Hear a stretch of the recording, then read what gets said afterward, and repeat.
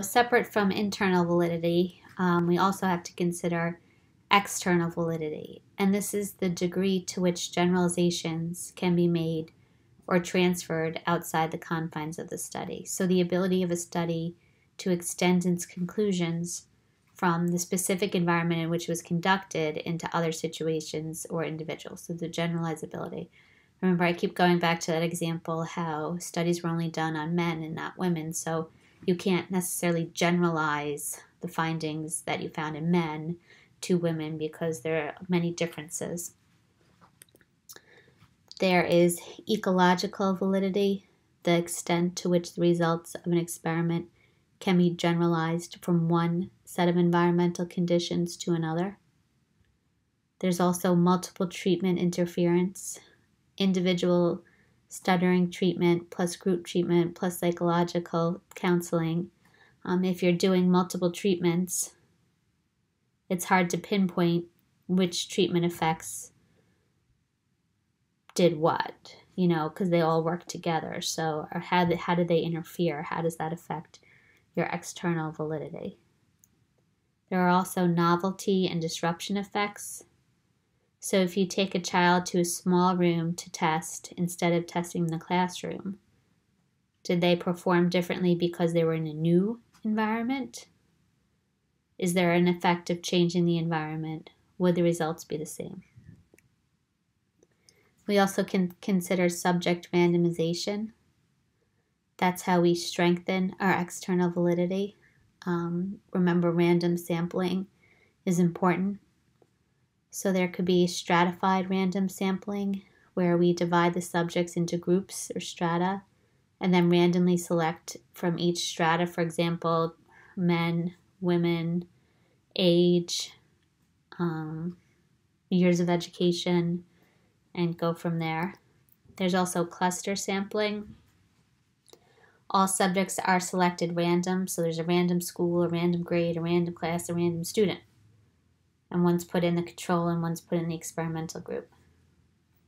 If it's done in a stepwise fashion, it's called multi-stage sampling. Study replication. This is a very good way to strengthen external validity. No single piece of research is sufficient to formulate a general principle. Rather, each experiment contributes either by repeating or verifying what is believed by extending the generality of the principles. So we're going to talk about this today. We have a few examples of study replication when it, doesn't work. What does that mean? The Rosenthal effect could come up again. This is the phenomenon in which the greater the expectations placed on the people, the better they perform. Situation, so all situational specifics, for example, treatment condition, time, whether you're testing someone in the morning, the afternoon, the evening, location, like they said, classroom or in a lab, lighting, treatment administration, the person who's doing it has to be the same person each time, the scope, the extent of the measurement, all of these stuff that we try to control for with our internal validity is going to affect our ability to generalize.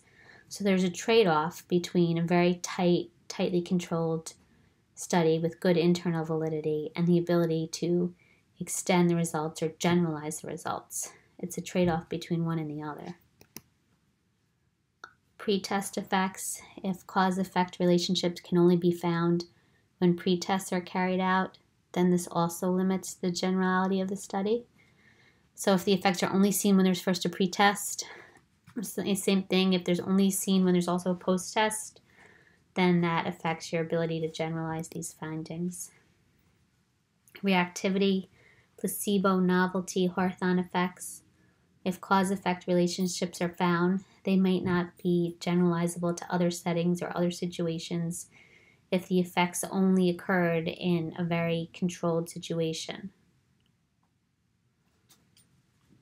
Interferences about cause-consequence relationships with the Rosenthal effect, you may not be able to generalize it to other researchers in other settings. So like I said, there's this basic dilemma, a trade-off between internal validity and external validity. So Have you controlled enough by excluding extraneous variables? But then how do you ensure that your results can be maximally generalized? So by only testing men, the researchers were controlling for like hormonal changes in women, they didn't have to worry about hormonal changes. But then by doing that, they weren't able to generalize it to women. So there's a trade-off between one and the other.